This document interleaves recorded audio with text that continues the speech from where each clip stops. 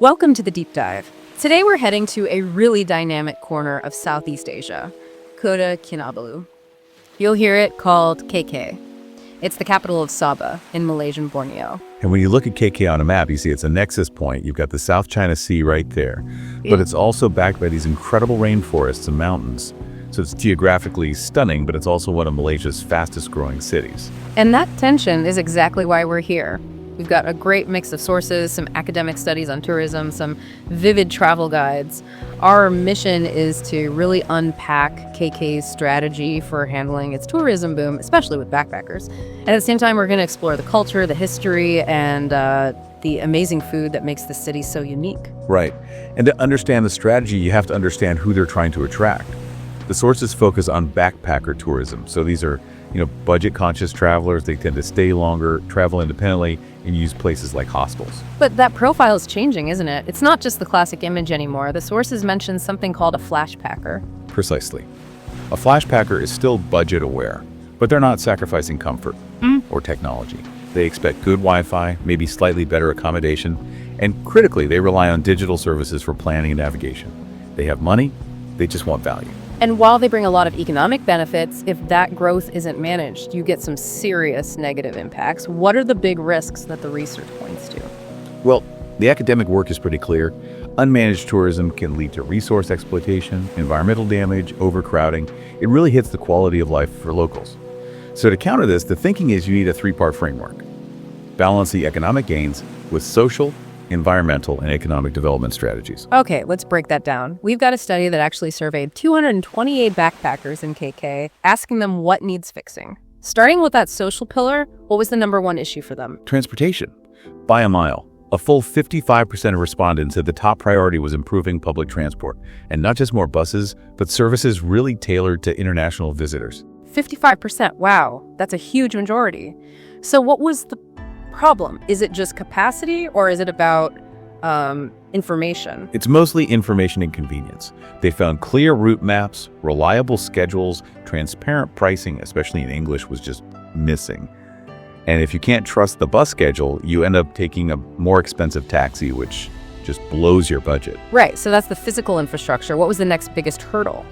The digital infrastructure. Right. So 36% pointed to the need for better online navigation. They were talking about inaccurate map pins for tourist spots or just outdated bus info on apps and websites. So the physical transport is a problem, and the digital information about the physical transport is also a problem. That's a double whammy. Exactly. And a smaller group, about 9%, just wanted more dedicated online info for budget travelers in English, period. Okay, so better buses, better data, that's clear. But none of that matters if KK loses its main attraction, its incredible environment. What were the environmental red flags for these travelers? This was huge for a coastal city. The top concern, from 36% of them, was the cleanliness of the waterfront and the nearby islands. They mentioned seeing litter, poor waste management. Especially around popular spots like Pulau Gaya, that really degrades the experience. That's tough to hear. If your whole brand is natural beauty, you have to protect the product. You do. And following that, 22% called for better preservation of the landscape itself. They saw threats from overdevelopment, from land reclamation projects. The suggestion was basically for stricter enforcement of land use rules to protect the green spaces. So they're basically asking the government to prioritize long-term ecological health over a short-term construction boom. Precisely.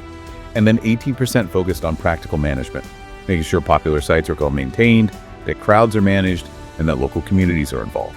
That makes sense. Let's pivot to the economic side. Once you get people there and the environment is protected, how do you keep them spending? The answer was overwhelmingly simple. Nightlife. 59% wanted more to do in the evenings. They felt like the city kind of shut down after 6 p.m.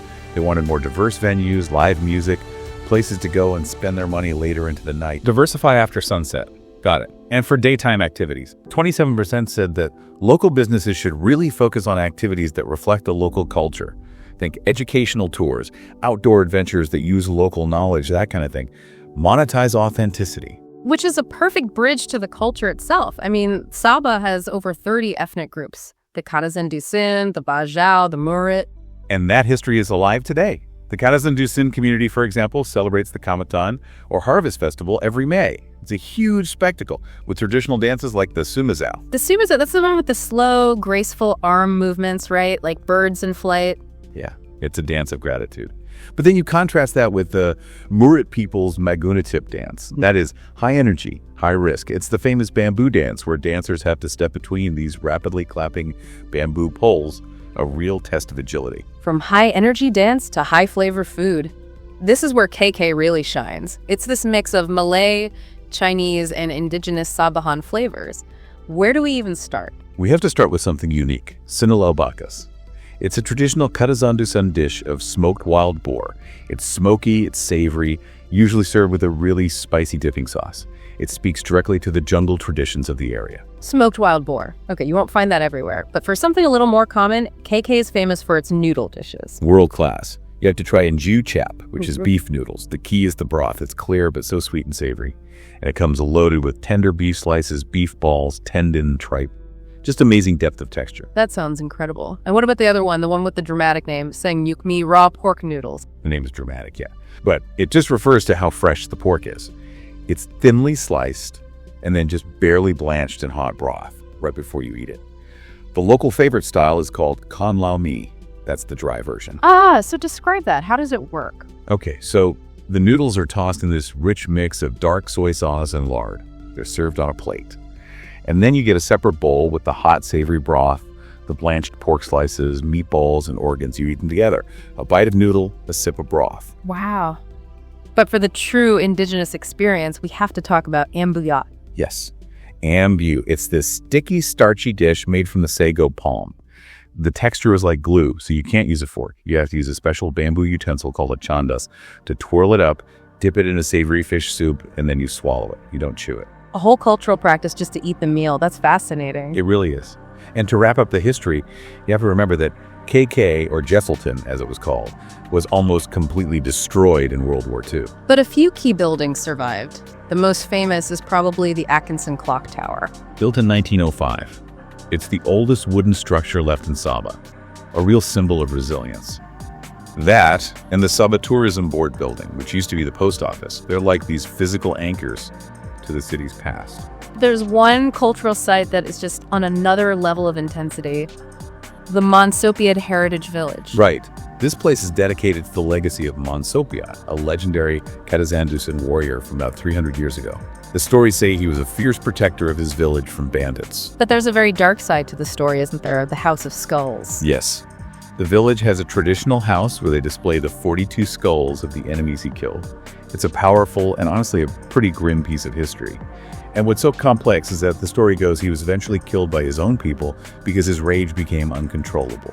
He was a protector who became a threat. It's such a nuanced cultural narrative, not a simple hero story. Not at all. And that brings us back to where we started. KK is at this inflection point. They're working on the practical stuff, fixing transport, cleaning the waterfront.